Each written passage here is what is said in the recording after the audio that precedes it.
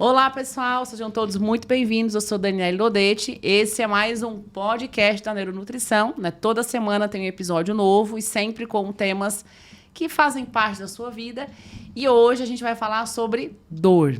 Dor de qualquer coisa que a gente queira falar. Dor no joelho, dor no pescoço, dor de cabeça, dor na coluna, dor de barriga, dor nos cabelos, dor do que a gente quiser.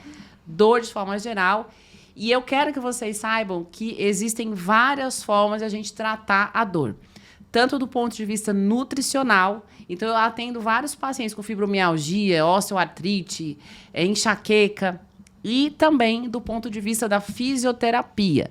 Porque tem muita coisa nova. Se você é aquela pessoa que tem uma dor de qualquer, né, de onde quer que ela venha, de articular, o que quer que seja, e você é acostumado a tomar remédios apenas para poder conter, saiba que tá tudo errado. Não que a gente seja contra medicamentos, que muitas vezes é necessário, mas eu tenho certeza que eu e minhas convidadas, nós somos contra apenas medicamentos para tratar a dor, porque é tapar o sol com a peneira muitas vezes, tá?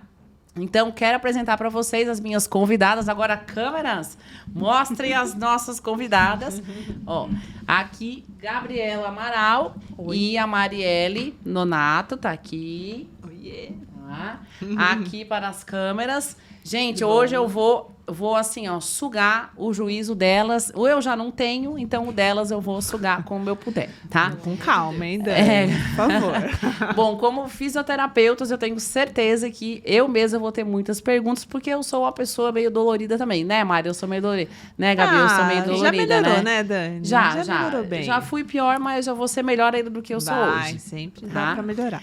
Bom, hoje muita gente se queixa de dor articular, né? Ai, meu pescoço tá doendo, meu ombro é dolorido, a minha lombar, eu não sei o quê, acordei torto, dormi errado, a minha cadeira tá ruim, o meu computador não sei o quê, enfim. Acho que dor articular é uma coisa que é muito recorrente. Tem alguma coisa que a gente pode fazer para evitar, né? Por que a gente tem essa dor e no nosso dia a dia, ó, faça isso que vai ajudar a minimizar. Aí eu vou dizer que a pessoa tem que comer para isso também. Mas do ponto de vista da fisioterapia, da parte do movimento, né? O que pode ser feito? Hoje em dia, o grande problema, né? Acho que da sociedade é o sedentarismo. Então, assim, a pessoa não faz nenhum tipo de atividade física. E só fica trabalhando na frente do computador. Se vai no mercadinho, vai de carro e começa a ter dor e acha que é a cadeira, é o colchão, é o travesseiro, né? É ficar muito tempo no computador. E não é. O grande problema hoje da dor é o sedentarismo, assim, o que a gente mais vê, né, no nosso dia a dia. Elas reclamam, falam assim, você acha que eu devo trocar o meu colchão? Você acha que eu devo trocar o meu travesseiro? Acho que está um pouco antigo, mas elas esquecem que elas passam muitas vezes 8 horas trabalhando sentada. Aí ela chega em casa, o que ela faz? Ela senta no sofá, daquele jeito, qualquer jeito, e ela passa mais 8 horas o quê? Deitada. Então, na verdade, não é o problema, muitas vezes, o colchão, né, que tá ali. É o problema que ela juntou 8 horas trabalhada, 8 horas deitada e mais umas 3 horas ali no sofá e muitas vezes indo dormir tarde, né, que o sono também é outro problema. Sim. Então, às vezes, o colchão foi só a cereja do bolo. Exato. Ele tá ali de mocinho, ele muitas vezes não é o vilão, não é o problema. Ele nunca é o vilão, na verdade, né? O vilão somos nós mesmos que não cuidamos da nossa saúde como deveria está sendo cuidada, né? Os estudos, eles mostram que o fato de você fazer uma atividade física, acho que é 3 vezes na semana, né, Gabi? Por de 30 acordo com a OMS, né? Você já melhora muito a sua qualidade de vida. Então, assim, você tem que se movimentar. O fato é esse, você tem que se movimentar. Aí você tem que descobrir qual é a melhor maneira, né? Para se movimentar. Você é sedentário, nunca fiz exercício na vida, de repente eu vou fazer crossfit. O problema não é o crossfit, né? É o problema que você nunca fez nada antes disso. E você já vai para uma atividade física que o seu corpo não está apto àquilo.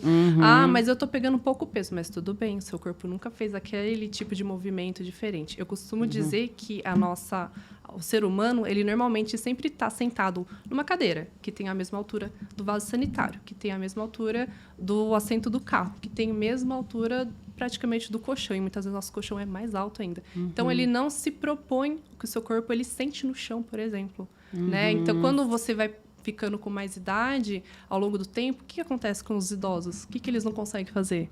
Sentar no lugar mais baixo. Isso. Então, a gente não dá ao nosso corpo qualidade mesmo de movimento. Então, a partir do momento que você começa a se propor, acho que hoje você sentar um pouco no chão e você levantar, você já está fazendo um tipo de atividade diferente. Você está deixando de sentar numa cadeira na mesma altura sempre e você está se propondo a sentar num lugar mais baixo.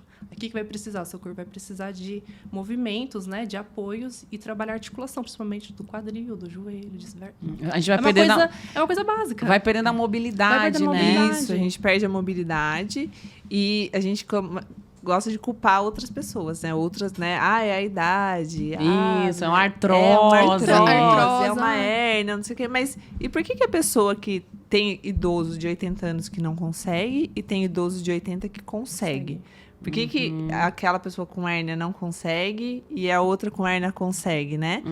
É o preparo físico, né? É o corpo da pessoa, né? Ele tá mais adaptado, ele tá no processo de equilíbrio, né? Então, você tem uma patologia, mas você tá conseguindo, seu organismo consegue se reequilibrar para que você consiga fazer tudo no dia a dia, consiga sentar no chão, consiga subir escada, né? Consiga fazer uma atividade física. Tem um teste de capacidade física que as pessoas podem até propor fazer em casa, às vezes, para ver quanto que você está conseguindo ter mobilidade ou não. Dá medo esse teste?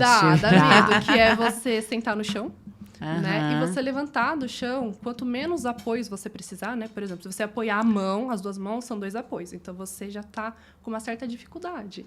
Então, quanto menos apoios você utilizar para levantar do chão, isso mostra que você está com uma capacidade física, né? Articular melhor. Então, se você precisar apoio, até uma ajuda de uma pessoa, algo está acontecendo aí que não está legal. Nossa, metade das pessoas da Terra agora ficaram nervosas, eu tenho certeza. Tipo assim, ninguém conseguiu fazer isso sozinho.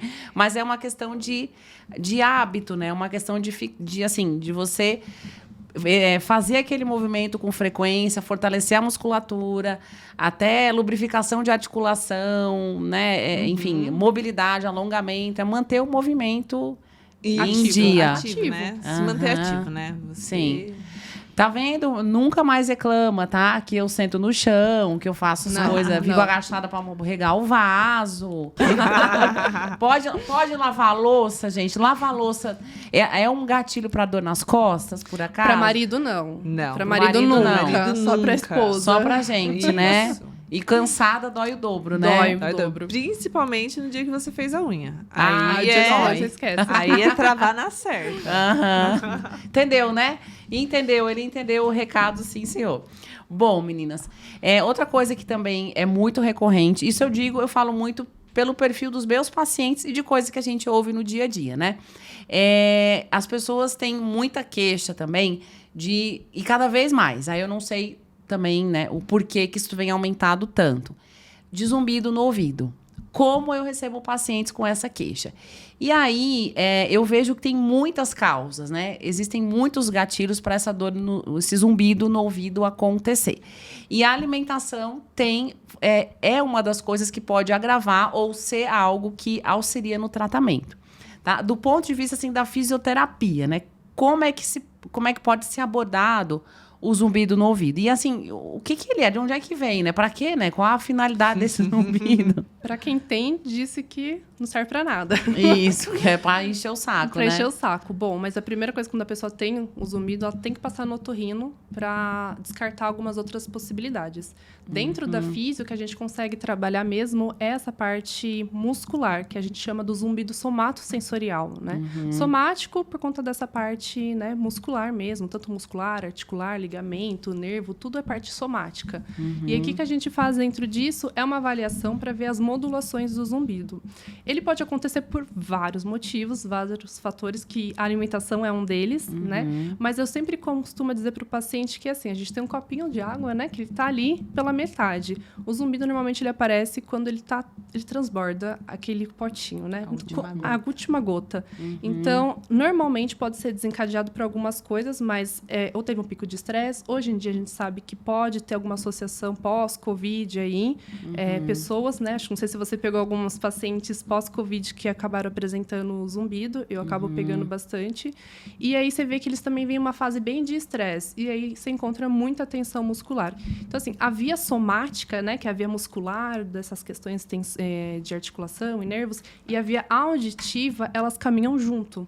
Então, por isso que tem uma influência. Isso a nível cerebral, né? Mas elas caminham juntos. Então, quando a gente fala disso, imagina uma estação de trem, né? Que no meio elas têm conexões. Então, a via somática, em algum momento ali na raiz dorsal, ali ela começa a ter uma interligação. Então, por isso que tanto a via auditiva, ela pode acometer a parte somática, né? A parte muscular. Por exemplo, se você tem um barulho muito alto, você vai lá e se tensiona por conta do choque acústico. E ao contrário também, porque a parte muscular ela pode dar aumentando as informações ali. É um pouco complexo, mas é exatamente isso. As duas elas se comunicam em um nível ali, onde uma manda informação para a outra. Então, quando você está tensionando, por isso que o zumbido normalmente ele aumenta, porque ela está dando mais estímulos. Tudo que a gente recebe na via auditiva, no córtex auditivo, é transformado o quê? Em barulho.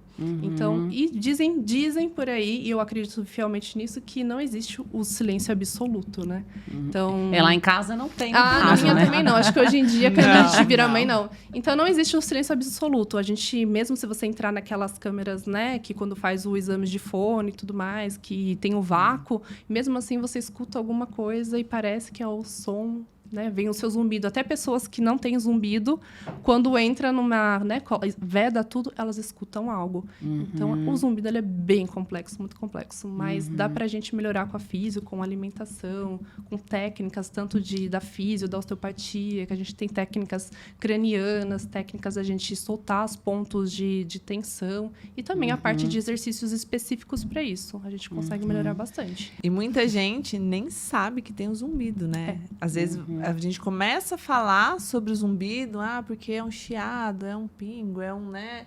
E, nossa. Eu já tô achando que eu tenho agora. E aí começa a perceber que tem também o zumbido, né? Escuta e, e daí começa a se perceber. Incomodar, né? Com ele. 80% da população mundial tem zumbido, só que tem os premiados dos 5%, 5 a 10% que eles vão se incomodar. Ai, que tal o X da questão? Por que 80% é muita gente, né? E por que só 5, 10%? Tem umas questões a mais aí da parte emocional também que influencia. A tensão e a parte que entra da terapia, ela tem que estar caminhando junto para a gente conseguir, né? Da pessoa tirar o foco do zumbido também. Então, assim, perda de audição vai ter muitas vezes, mas a perda da audição, ela não ela não leva, né, o zumbido. A zumbido. A não. pessoa pensa, eu tô ficando surda, Não, né? O zumbido. não é isso. Zumbido não é uma doença, zumbido é um sintoma. Ele é um sintoma da via auditiva. Então, o zumbido não vai deixar você surdo, ele não vai piorar, fazer assim, eu tô perdendo a audição por conta do zumbido. Não, ele é apenas um sintoma que acontece por algum motivo que a gente acaba descobrindo dentro das avaliações, né? E descartando outras. Que pode até, enfim, ser muscular, Sim. enfim... Olha aí, gente, né? E também tem as questões metabólicas. Total, né? A gente sabe que dentro do ouvido só tem o quê? Uma artériazinha, né? Uma veiazinha. Coitada. Coitada e ela dela. tem que dar conta. Aí você vai lá, toma o quê? Come um chocolatinho de manhã, né? Aumenta o seu pico de glicemia. Sim. Na Essas verdade, oscilações nos níveis de açúcar do sangue podem piorar bastante o zumbido, né? Na verdade, a questão metabólica, ela tá, assim, influenciando muito, né? Todo tipo de dor, né? Então, uma dor crônica. Toda dor crônica vai ter uma alteração metabólica lá, né? E muitas vezes o paciente chega para fazer o tratamento e a gente faz toda a parte da fisioterapia, né? E ele melhora na sessão, fica 2, 3 dias bem, mas volta sempre com a dor. Sempre com a dor. A dor nunca passa. E aí a gente precisa investigar muito bem a parte alimentar, que aí você sabe falar muito melhor do que a gente, né? Porque se não melhorar a alimentação, não tirar o que está ali causando, né, inflamando o paciente, não deixando ele se recuperar, o paciente não vai ficar 100%, não fica. A gente fica sempre enxugando o gelo lá na sessão. Eu sempre gosto de aconselhar os pacientes, né, que têm zumbido no ouvido. É claro que eles, enfim, fazem as investigações necessárias, mas às vezes eles chegam, Daniela, o que eu não posso comer? O que eu posso comer? Eu tenho um zumbido no ouvido, e agora? O que a alimentação tem a ver, né? Na verdade, metabolicamente saudável, todo mundo deveria ser, e se a gente não é, eu sempre digo que vai estourar no ponto mais fraco. Então, para algumas pessoas, essa alimentação ruim, ela aumenta a percepção de dor, para outras é gatilho para enxaqueca, a outra causa zumbido no ouvido, a outra causa fadiga, a outra... Enfim, não tem como você ser saudável se a sua alimentação é toda bagunçada. E o zumbido no ouvido, né, como a Gabriela falou, ela não... Assim, não é que eu tô ficando surda, tô com um problema no ouvido e o zumbido é o zumbido que está causando isso. É o seu corpo dizendo que alguma coisa não está bem.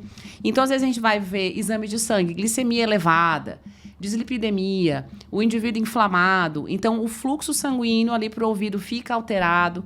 Isso tudo pode ser um gatilho para um zumbido. Então, tem que cuidar da alimentação também. Por mais que faça fisioterapia, tome medicamento, o que quer que seja, quem tem zumbido no ouvido precisa organizar a alimentação, porque ela, sim, pode interferir muito, né, na sintomatologia disso tudo, tá?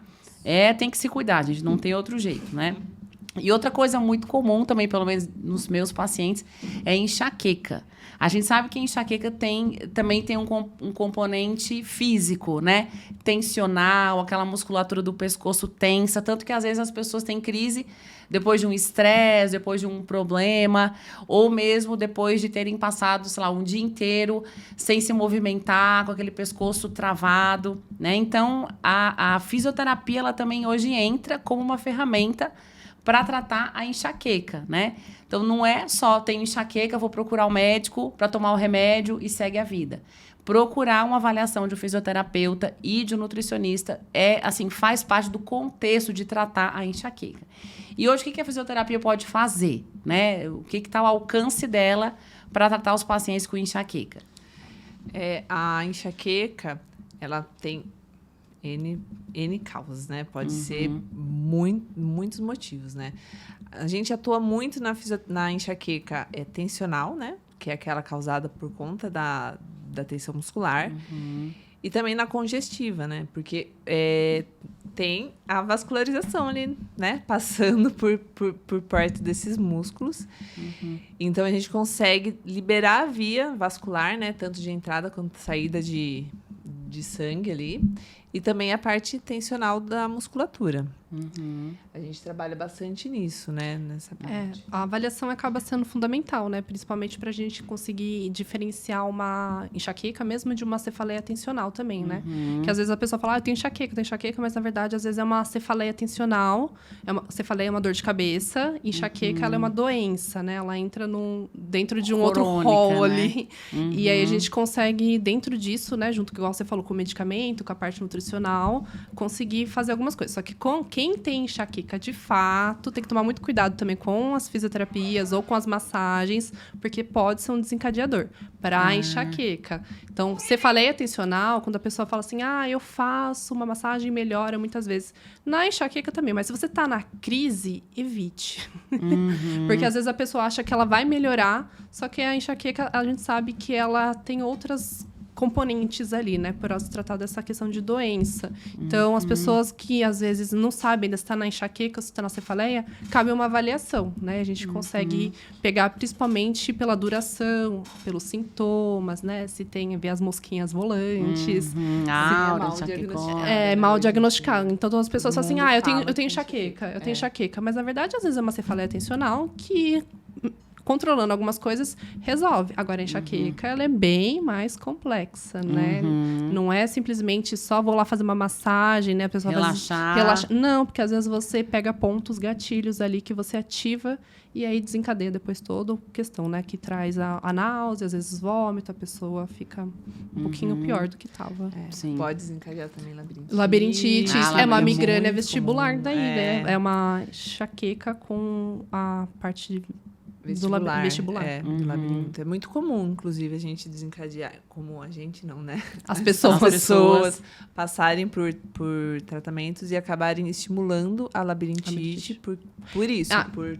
Vamos arrumar uma coisa também. avaliação Descobrimos que ruim. não existe labirintite. Labirintite é um caso raro. Isso. Sabia dessa? Não, pra mim é muitas pessoas. Eu tenho labirintite a menina, 30% da humanidade. Conversando com a doutora Letícia, inclusive, o Torrino, né, explicou pra gente, porque todo mundo é labirintite, daí descobrimos que labirintite, na verdade, é uma coisa rara, que ela realmente traz uma infecção dentro do labirinto. Então, quando você tem uma vertigem, uma tontura, não necessariamente você está com uma labirintite. Você só pode estar com uma tontura ou por alguma outra questão, às vezes metabólica, às vezes uma enxaqueca.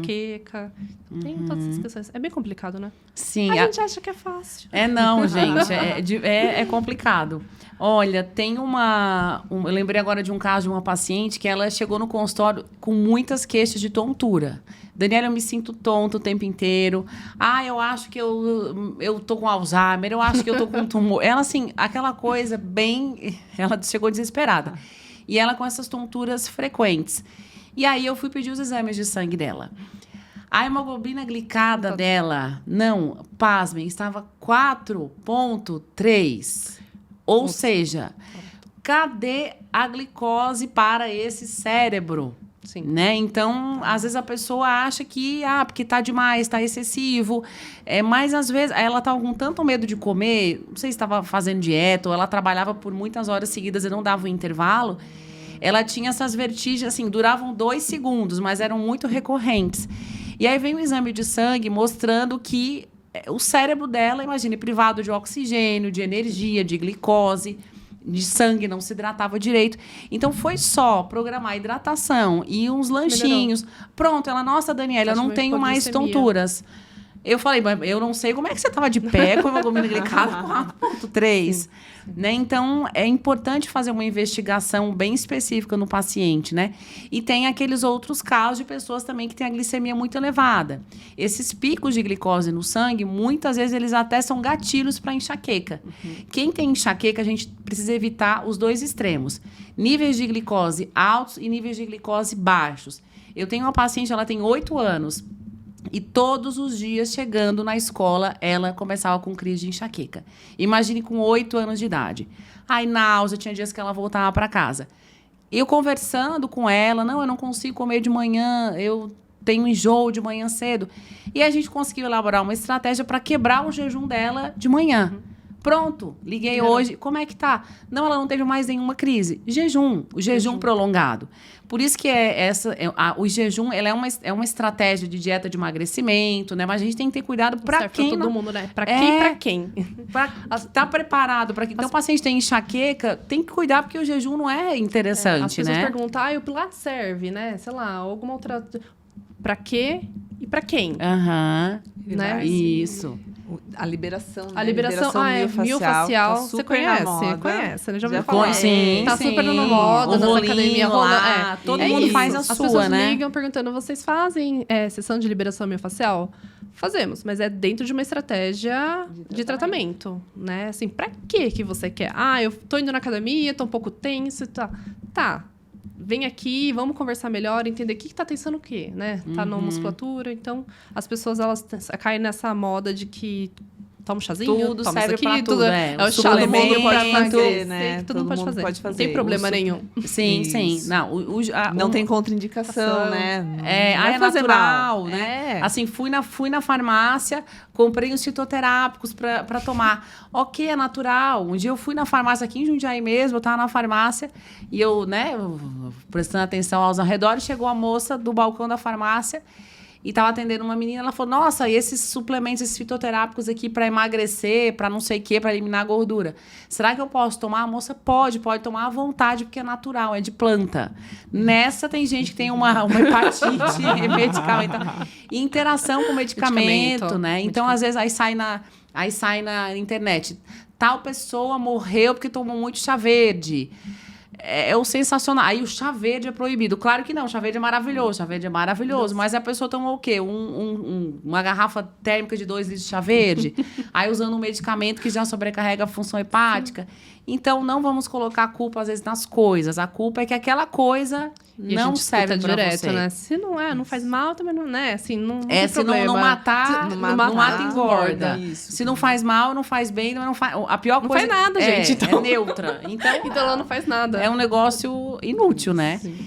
E a alimentação também, existem aqueles alimentos que são os candidatos a causarem enxaqueca, né? Hoje, muita gente... O que causa enxaqueca, afinal? Né? O que na nossa alimentação a gente tem que tirar ou colocar para ajudar na prevenção das crises? Primeiro, tem que evitar essa oscilação no nível de açúcar do sangue. Comeu carboidrato demais, doce demais, açúcar demais, farinha branca demais, a glicemia subiu, pode ser gatilho. Inclusive, a gente tem trabalhos científicos que mostram que excesso de glicose que chega no cérebro acelera o processo de envelhecimento do cérebro, de neurodegeneração, mesmo que você não tenha diabetes. Então, veja crianças com TDAH, Sim. Pessoas que têm hiperatividade, pessoas que têm dificuldade de focar. Então, se elas consomem alimentos onde a glicemia sobe, isso gera uma alteração bioquímica no cérebro que piora a falta de foco, piora essa hiperatividade e pode ser gatilho para enxaqueca também. Total. Então, não pode. Nem oscilação a glicemia muito alta e a glicemia baixa também. Aquele vinho não muito doce, por favor. Então, Aquele vinho chique, que é o vinho seco, né? Pelo amor de seco. Deus. Senão... Aquele vinho tá dando uma dor de cabeça, então você já corta. Não, ali tá adulterado também, né? Então, e o jejum, para quem tem enxaqueca, também pode ser um problema. E existem uns alimentos que têm uma substância chamada aminas biogênicas. Então, um alimento que não é fresco... Iogurte, queijo, que são fermentados, leite fermentado, carne de sol, alimentos que não são frescos, né? Que passaram por um processo, cerveja, vinho, que passaram por um processo de fermentação. Então, as bactérias, elas fermentam os aminoácidos do alimento. Então, o alimento é feito, né, composto por alguns aminoácidos. As bactérias fermentam esses aminoácidos e dão origem a aminas biogênicas. Essas aminas biogênicas, para algumas pessoas, pode ser gatilho para enxaqueca, sim, mas para outras não. Então, não posso chegar. Iogurte causa enxaqueca. Queijo causa enxaqueca. Algum alimento que foi fermentado, chucrute, kefir, o que foi fermentado. Para algumas pessoas é gatilho, para outras pessoas não. Então, na hora da consulta, a gente tem que investigar os gatilhos. Porque, às vezes, sai cortando, né? A primeira consulta sai cortando do paciente e nem é necessário fazer isso tudo. E o café, Dani? Então, o café, ele é a faca de 2 gumes. Para alguns pacientes, assim, que já são habituados a tomar café, a retirada dele causa dor e enxaqueca, né? Já tem uma adaptação à abstinência. Mas para os pacientes que não consomem café regularmente e tem enxaqueca e resolvem beber o café, a cafeína ela pode ser gatilho para enxaqueca, sim, porque ela, primeiro, aumenta a produção de norepinefrina, que é um neurotransmissor excitatório, e ela pode alterar o fluxo de sangue que chega até o cérebro. Né? A gente sabe que a enxaqueca é um problema neurovascular. Então, alterou o fluxo de sangue para o cérebro, aumentou a produção de norepinefrina, a enxaqueca pode vir. Tanto que tem gente que tem crise quando faz atividade física. Fez uma atividade intensa, aumentou a norepinefrina, alterou o fluxo de sangue para o cérebro, pode vir a enxaqueca. E tem gente que tem enxaqueca sem detectar o gatilho, né? Como se o cérebro fosse hipersensível, né? É uma hiperexcitabilidade neuronal. E isso a gente pode trabalhar usando alguns alimentos e suplementos que diminuem a estabilidade do neurônio. Legal. Não, então é como se fosse uma região específica do cérebro que acorda com muita facilidade e você começa a ter dor. A gente consegue colocá-la para dormir, diminuir o limiar de ativação dessas regiões e tem suplementos específicos para isso. E é muito interessante porque, assim, é muito comum de os pacientes terem uma melhora absurda em 2, 3 semanas. Então, legal, a gente não, legal. Né, a gente pode às vezes respirar aliviado, porque não é só medicamento, né, pesado com efeito colateral que pode ser utilizado para enxaqueca, né? E a maioria das pessoas não sabem disso, Não, né? e fica Na tomando verdade, Nimesulida, só- né? A Neusaldina. Neusaldina, fica sim. tomando. E sabe que Dorflex. vai piorando Vai o melhorando. quadro, né, da enxaqueca por conta do uso indevido do medicamento. Do medicamento. Não usa o que deveria ser utilizado corretamente, isso vai piorando. Aham. A gente tá aqui fazendo, né, gravando podcast, tá disponível no YouTube, no Spotify, então tem que ir lá me seguir, porque se não aumentar o número de seguidores, quando eu chego em casa eu tenho um problema, porque a produção ela fica numa pressão Cobrando. psicológica. Então aqui no YouTube, curte, comenta, e, inclusive vocês podem até sugerir qual é o tema que vocês querem que a gente fale, que profissão, que assunto, que tema que acham interessante de trazer aqui para o estúdio para a gente conversar sobre, podem participar. Então, lá no Spotify, comece a me seguir e também no YouTube, curtir, comentar, fazer as coisas todas, mandar um aviãozinho para as outras pessoas. E, enfim, né? Ajuda, né? Tem que Ajuda fazer a um gente. merchan. favor. E seguir o @ Instituto Bases Isso. no Instagram. No Instagram É e o no mínimo, YouTube, né? No YouTube a gente também tem Inclusive, canal no lá a YouTube. gente tem um canal no YouTube. Lá a gente dá várias dicas, tá? Tem videozinho de exercício que você pode fazer em casa para melhorar a dor. Então, tem exercício de hérnia, tem hérnia, exercício para lombalgia. cervical, né? Acho que é, cervical. tem- Tem um ótimo de cervical, a Dani já Para viu. quem tem dor É. cervical, Já tipo, viu, eu, já ajuda fez. bastante. Eu É, fiz. Fez, né, Dani? Sim, bem por favor, comportada. isso Eu aí. sou uma pessoa comportada. Pelo menos ela falou pra mim que fez, hein, gente? Eu fiz, não fiquei boa. Não dá mais nada. Tá ótimo, não tem mais dor, né? É, mas para, não precisa mexer. Não, deixa quieto. Então, Não o nosso precisa canal lá no absorver. YouTube tá lá, tem várias dicas lá, né, de exercício, mas é bom sempre lembrar, né, que ali são dicas pra dor, Genéricas, né? pra dor que vai passar com aqueles exercícios, né? Se a dor não passar, você tem que procurar um profissional. Tem Sim. que procurar um profissional. Porque não é é, vou tomar um remedinho e Não, fazer uma não. liberaçãozinha Às vezes aqui que eu já vou falam, ficar qual, boa, né? qual exercício é bom para dor nas costas? Isso. Mas o que você tem na dor nas costas, né? Por É que o que você tem tá essa com dor, nas né? costas. Aham. Por que você tem Então, essa dor? tem algumas coisas que a gente passa genericão, assim, faz Sim. isso, vê se melhora. Às vezes melhora. E às Isso, vezes... porque a às vezes maioria, nada. maioria das dores melhoram com o movimento, né? Ela vai Inclusive, muita gente ainda tem aquela visão de que você tá com dor, você tem que fazer repouso, né? Isso. E isso é um erro muito grande, né? Porque o repouso, ele vai piorar a dor, né? Então, a falta de movimento, ele piora a dor. E aí vira bola de neve, né? Você não Sim. se movimenta porque você tem dor, você faz repouso, a dor aumenta e você não se movimenta e vai sempre aumentando, né? Uhum. Então, É uma coisa que é automático, as pessoas acharem que, como elas estão com dor, aquela articulação ela precisa ser imobilizada, né? Pelo amor de Deus, imobilizada e não fazem mexe, não mexe. Às vezes É. a pessoa chega pra gente, tá no tratamento e fala assim, só que hoje eu tô com dor, acho que é melhor não fazer nada. Hoje que é bom fazer Não. mesmo. Hoje que Ou eu então vou- não vai, né? Eu tava com muita dor, então eu preferi desmarcar.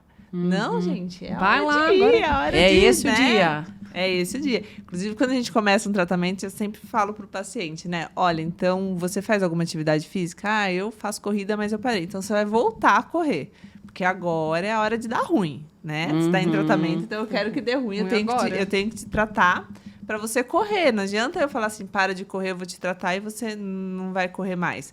Então, a dor não vai melhorar porque eu tô tratando, vai melhorar porque ele parou de correr, né? A hora que ele voltar a correr, vai voltar a dor, será? Né? E você vai ficar bem sem correr? Não, né? A gente tem que... Todo mundo pode correr se Por quiser, favor, né? tem que Ou manter fazer ativo. qualquer tipo E não de usem atividade. colar cervical, não usem colete nas Colete. costas, pelo amor de Santo Pai. Aham. Quando estiver com dor, não coloque, né, pra imobilizar mais ainda, porque Sim, acha que faixa assim, o joelho para não dobrar. coloca o mínimo do movimento, o mínimo, micro. Eu consigo fazer um movimento pequenininho. É esse movimento pequenininho que você vai fazer para o seu corpo entender que eles têm que estar um pouquinho em movimento. Quanto mais tempo você ficar deitado, por exemplo, igual a Mari falou, vou passar uma semana sem fazer exercício físico. A gente sabe que em uma semana você já tem perda de massa muscular, né? Então, você já começa... E aí, tem gente que passa dessa uma semana, vira 1 mês, 2 meses, e aí você acaba tendo outros malefícios. E nunca consegue voltar, porque quando voltar vai doer demais. Exato, doer, vai aí doer, que entra né? as questões que E a aí fisioterapia pode fala, ajudar né, bastante. eu não faço exercício porque eu sinto dor, né? mas você precisa fazer exercício para parar a dor. Para parar de ter Então, dor. aí você tem que procurar um profissional, né? Aham. Nós, fisioterapeutas, nós somos profissionais de primeiro contato, porque muita gente acha que, eu preciso passar no médico, fazer uma ressonância para depois marcar com a fisioterapia, né? E não, você pode marcar com o fisioterapeuta, a gente vai avaliar, vai ver qual é a necessidade. Se por acaso aquele paciente tem a necessidade de sim passar com atendimento médico, entrar com uma medicação, até mesmo algum procedimento mais invasivo, né? Um bloqueio, uma cirurgia, alguma coisa, nós temos a capacidade para falar, não é comigo. Nós deveríamos todos ter. Todos deveriam, Todos os profissionais deveriam ter, pelo né? menos. Assim, muitas vezes não é o que acontece, né? Mas E os pacientes têm que saber também que o exame de imagem, ele é um exame complementar, né?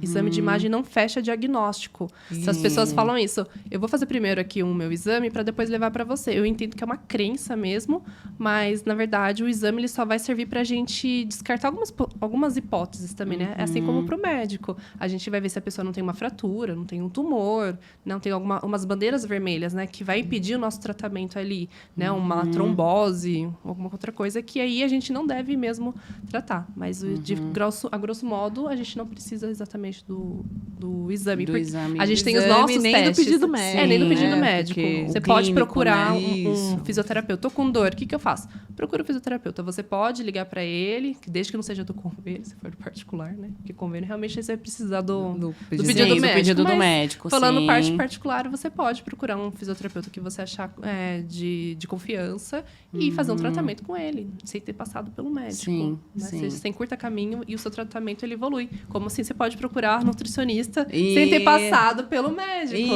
Isso, a gente vai lá e resolve, e o que não resolve faz um trabalho junto com o médico. Multidisciplinar, Mas sempre. mesmo que você vá no médico e na nutricionista, tipo assim, ter cuidado com a alimentação, né? Mesmo que você, eu fui no médico, diagnostiquei tal problema e ele me prescreveu um remédio que agora é necessário. Ok. Vou fazer só isso e segue a vida? Não. Porque muitas vezes o medicamento, né? Um medicamento para baixar o colesterol, um medicamento para baixar a glicose, ele vai lá e resolve aquele sintoma, aquele ponto.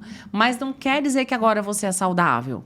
Tá? Às vezes você usa um medicamento que ele mascara uma coisa e vai aparecer o problema em outro, né? É o que a gente sempre fala, às vezes, de medicamento para o colesterol, a estatina, que tem muito efeito colateral, né? Inclusive dor muscular, né? Tem desconforto. Edemas também, né? Também diminui a função de mitocôndrias e aí pode alterar, né, a capacidade do organismo de produzir energia. Então, mas o meu LDL ficou bom. O que adianta? O que adianta, Tá né? Ter um todo exame que tá dizendo que desorganizado. você tá ok. Na verdade, não é isso. Exatamente. E agora a gente falando de, tô cansada, tô com dor, não quis ir pro treino. Isso, infelizmente, é uma queixa muito comum de pacientes com fibromialgia, né? Eu atendo muitos pacientes com fibromialgia que não fazem atividade física porque eles não conseguem. E é uma situação muito delicada, porque tem muita dor muscular, dor articular, tem fadiga. E a gente sabe que a fibromialgia está muito ligada também à ansiedade, à depressão, a alterações de sono. Porque a fibromialgia, eu digo que é um erro de comunicação entre a periferia e o cérebro. Exato. Né? Tem alguma coisa, a comunicação está errada e o seu cérebro está achando que aconteceu alguma coisa, né, em alguma região do seu corpo e ele não consegue frear esse estímulo. A interpretação da dor no sistema nervoso central é alterada. Por que ela é alterada? Porque existe alteração nos níveis de neurotransmissores. Então, quem tem fibromialgia tem uma redução dos níveis de serotonina e de norepinefrina no cérebro. E isso deixa o corpo meio confuso em relação à interpretação e à modulação da dor. Por isso que se usa comumente antidepressivo para tratar a fibromialgia. E aí esse paciente, quando ele recebe o diagnóstico que ele tem fibromialgia, ele acha assim, nossa, agora eu tô condenado, eu não vou poder fazer atividade física, eu não vou isso. É como se fosse um rótulo de limitação.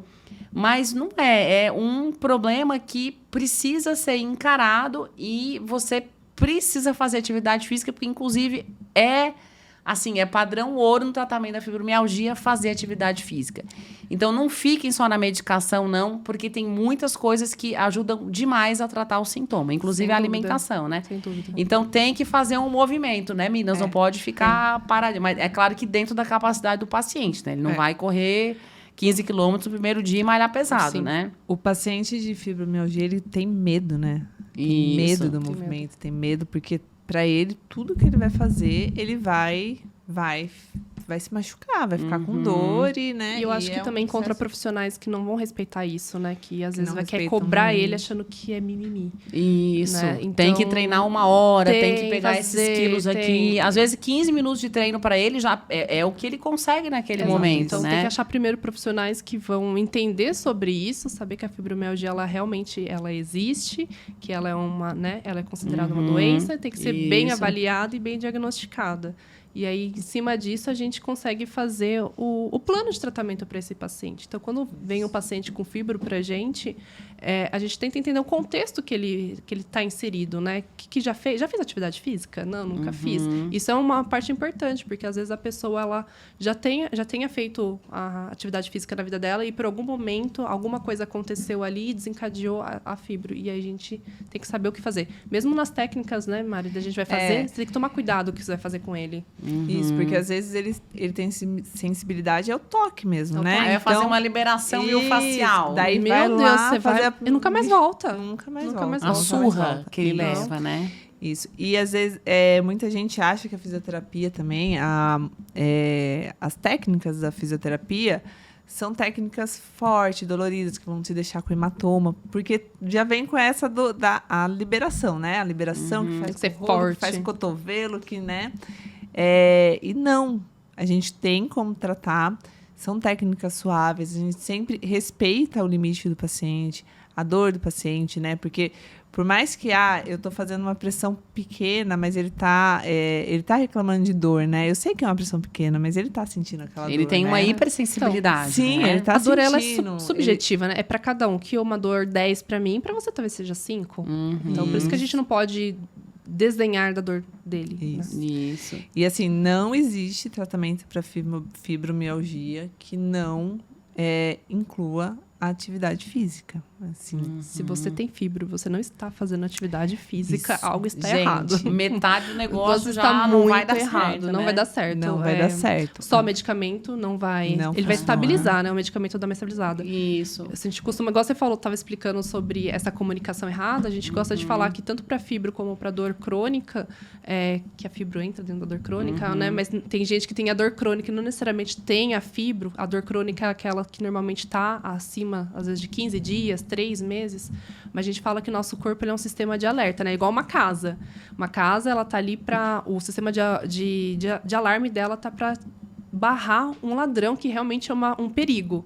Só que na caso da fibro e da dor crônica, é como se um passarinho que não é ofensivo, né? Ele pousa ali na grade e, de repente, aquele alarme, ele toca. Então, algo está desregulado. É a mesma coisa com o cérebro, né, desses pacientes. E pode ser por vários motivos, por vários fatores. E é importante também falar, né, Dani, que a fibromialgia, hoje em dia, ela é muito mal diagnosticada, né? Então, assim, a gente recebe muito paciente que vem com aquele diagnóstico de fibromialgia, mas a gente pensa, né? Será que é isso mesmo? Será que é fibro mesmo, né? O médico só colocou ali só pra... Porque, às tchau. vezes, não sabe o que é, já investigou tudo e...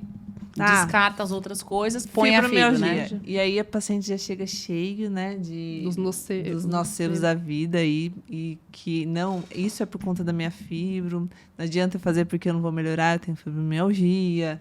E é complicado a gente trabalhar nisso, né? Porque você já colocou um monte de crença limitante ali no paciente. E às vezes não é fibromialgia e ele tá lá, né, já se limitando todo por conta de uma coisa que foi mal diagnosticada. A muleta. Pra justificar Pra as justificar, coisas, né? Eu não pra posso justificar, fazer eu isso, não eu não posso. posso. Você pode tudo, desde que dentro do seu limite, do seu limiar de dor. E o limiar de dor, ele vai aumentando aos poucos também, né? Com o Sim. tratamento correto. Sim. Ele vai melhorando. Talvez ele não chegue, né? Para aquele paciente não chegue nunca a uma atividade tão extrema como para uma outra pessoa. Mas se para ele fazer uma hidro 3 vezes a semana, fazer uma musculação, tá ok, tá ótimo, vida que segue. Pra né? ele já é um Já estímulo nossa, suficiente, super, né? E não sinta diminuído porque você não consegue correr uma maratona e tudo mais. Não, nem eu consigo, É, eu eu nem também. tenho fibromialgia. Fica tranquilo. E acho lindo, tenho muitos pacientes que correm, mas eu não tenho vontade, né? Eu não acho vou porque eu não máximo tenho também. roupa para ir.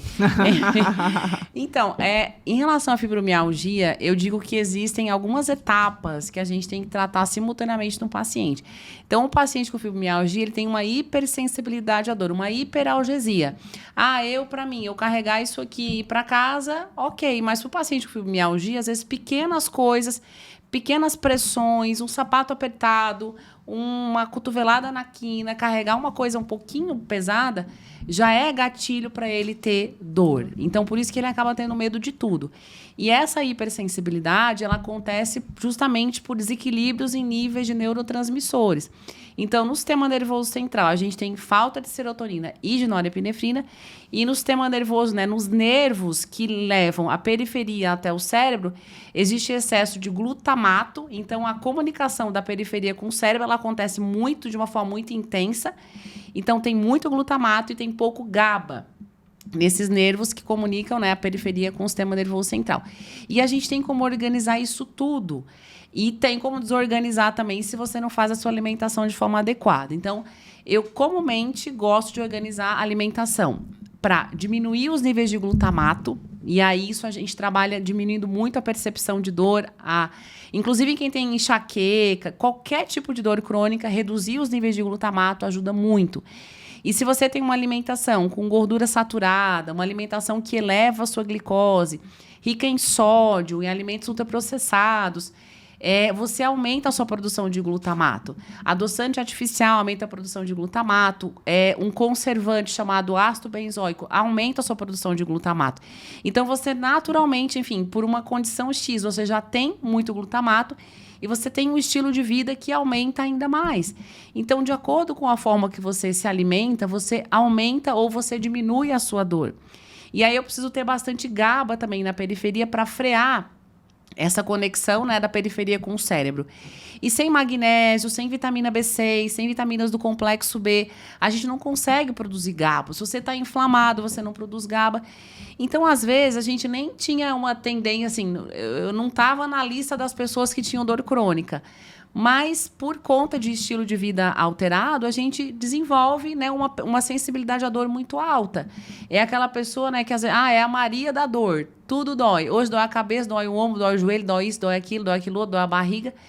Isso porque a sensibilidade da dor acaba ficando muito, né, reduzida, tem muita sensibilidade à dor. E, às vezes, é a produção de neurotransmissores que está alterada.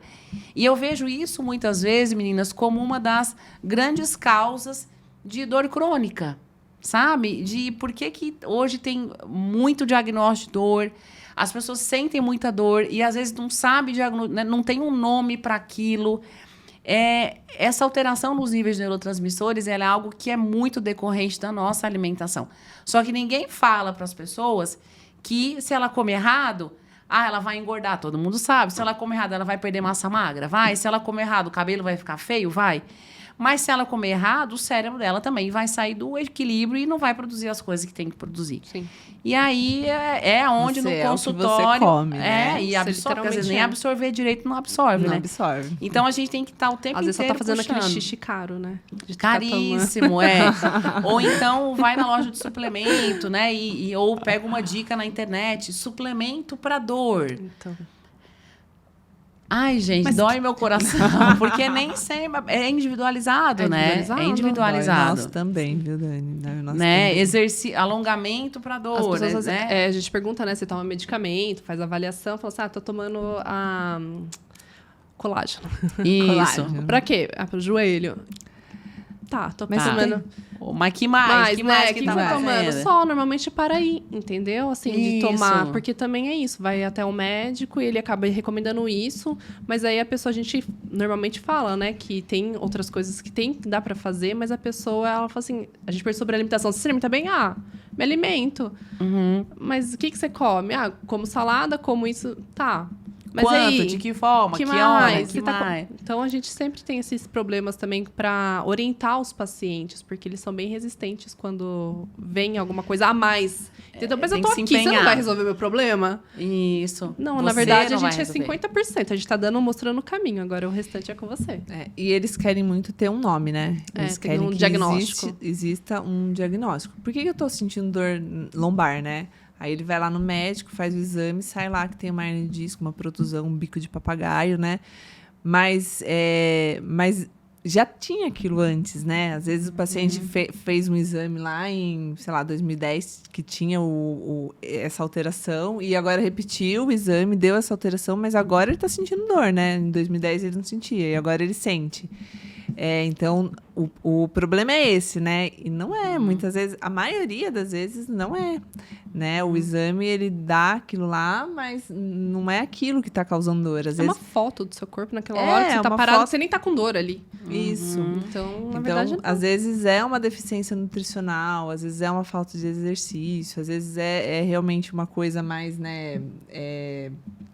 muscular ali que não tá funcionando, porque você sobrecarregou, ou porque você tem fraqueza. Mas eles querem muito nome, né? É isso. E o nosso corpo é muito mais complexo, né? Tem muitas outras coisas que podem estar influenciando ali na causa daquela dor.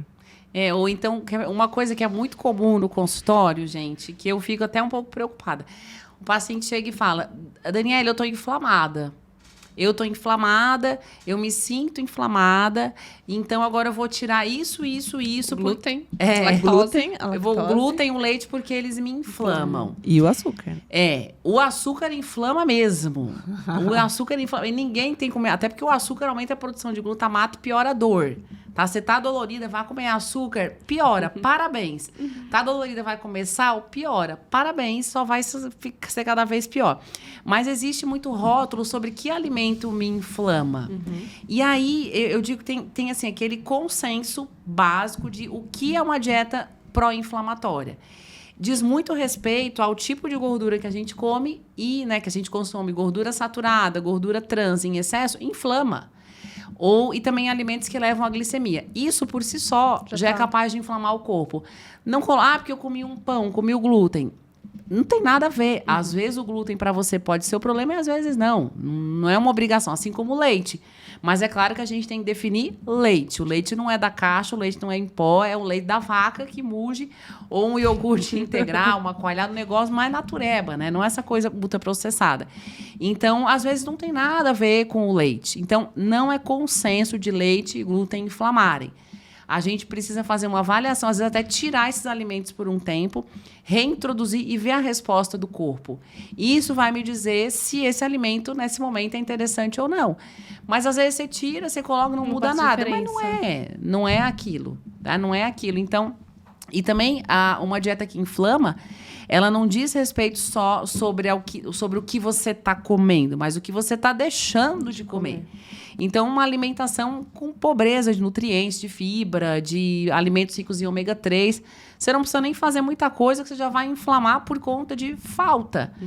E aí, é simples. Eu digo que a gente resolve muita coisa comendo comida de verdade, sem muito mimimi. Não precisa aquelas coisas, né? Vou buscar da Dinamarca, da Indonésia, lá da China. Não precisa. Comida de verdade, né? Comida de verdade. E aí, de preferência orgânica, né? Porque agrotóxico, inclusive agrotóxico, está associado a doença de Parkinson, mal de Parkinson.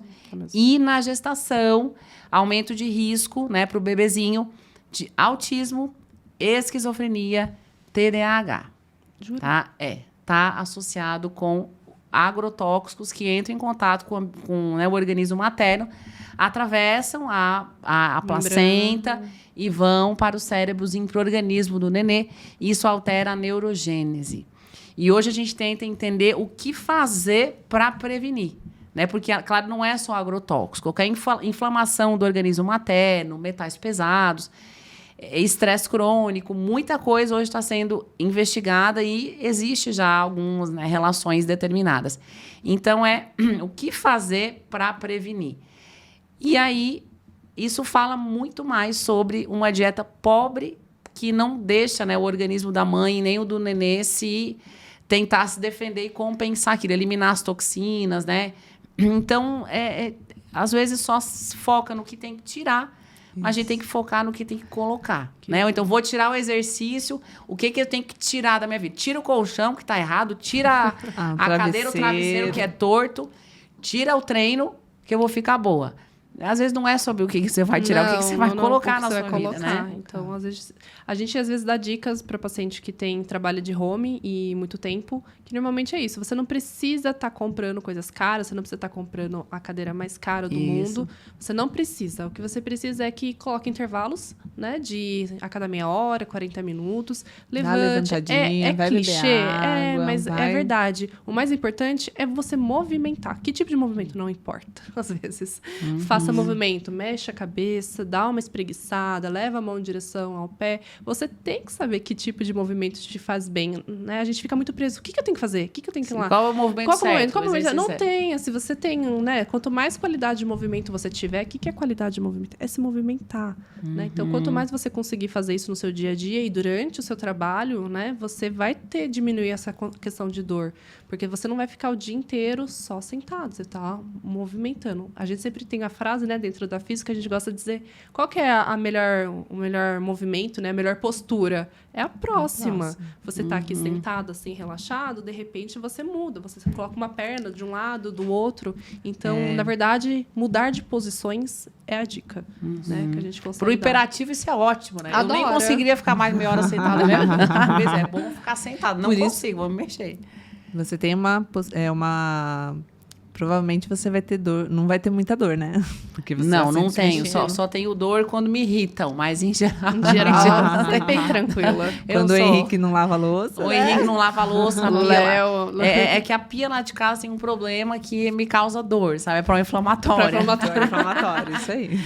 Pois é, meninas, por incrível que pareça, vocês acreditam que a gente tá falando aqui há 1 hora? Nossa, já?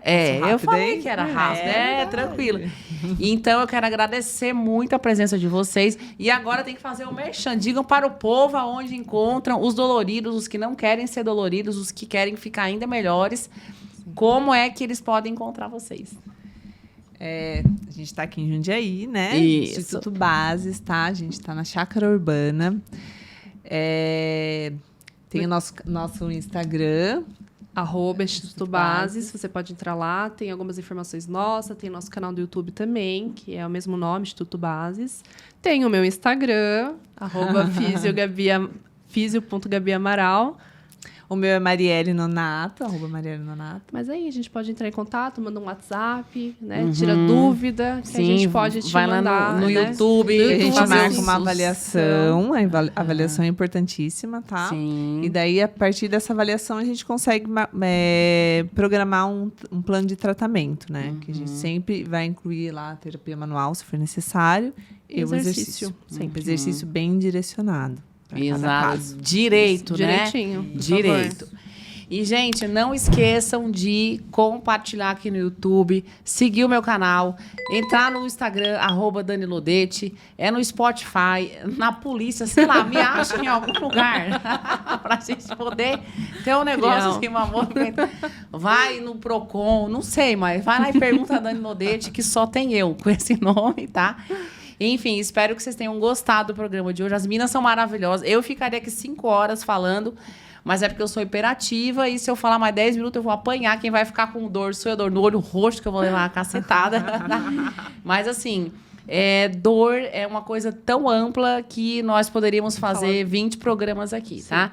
Então, sempre que quiserem falar, nós vamos ter. Agora, o desafio vai ser trazer elas separadas. Que vierem em conjunto. A gente vem. Agora já se ambientaram, agora vai ficar fácil. Adorei né? esse lugar. Pronto. A gente veio a primeira vez juntas, né? Mas só pra ver como quebrar o clima. era, né? Isso. Perder o medo das câmeras, porque tem as 72 câmeras aqui, eu sei que elas assustam. Muita câmera, muita pressão, né? Isso. E aí o pessoal da produção ficou com a placa, eu sou míope, não li nada. Eu também não. Eu deduzi que eu levei escreveu chegar mais, que eu precisava falar perto do microfone. Não leio nada. Eu tenho uma plaquinha lá pra eu ler, não li nada.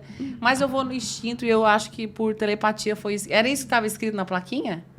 Não era, errei tudo.